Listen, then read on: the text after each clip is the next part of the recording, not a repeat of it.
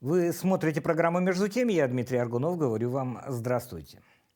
На днях в соцсетях появилось так называемое письмо от имени бойцов 155-й бригады морской пехоты Тихоокеанского флота. О факте появления письма в своем телеграм-канале написал и известный российский военкор ВГТРК Александр Сладков. Тяжелая ситуация в Павловке, большие потери, невозможность донести в высшее руководство информацию о наших высоких бесполезных потерях в людях и в технике, говорится в посте. Журналист добавил, что морпехи попросили губернатора Приморья Олега Кожемяка обратиться в Минобороны России для отправки на место комиссии для разбора ситуации.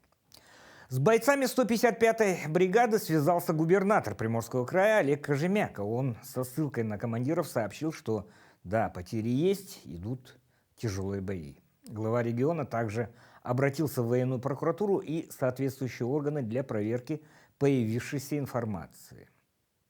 РИА Новости уточняет, что в бригаде служат мобилизованные с Чукотки и с Приморья, с Дальнего Востока.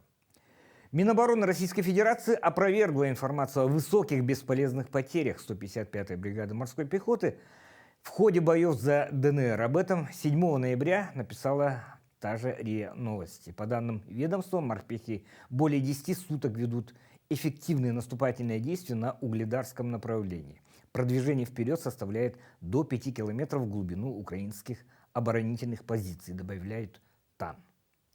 В министерстве отметили, что потери морпехов на данный период не превышают 1% от боевого состава и 7% ранеными за счет грамотных действий командиров подразделений. Увидимся.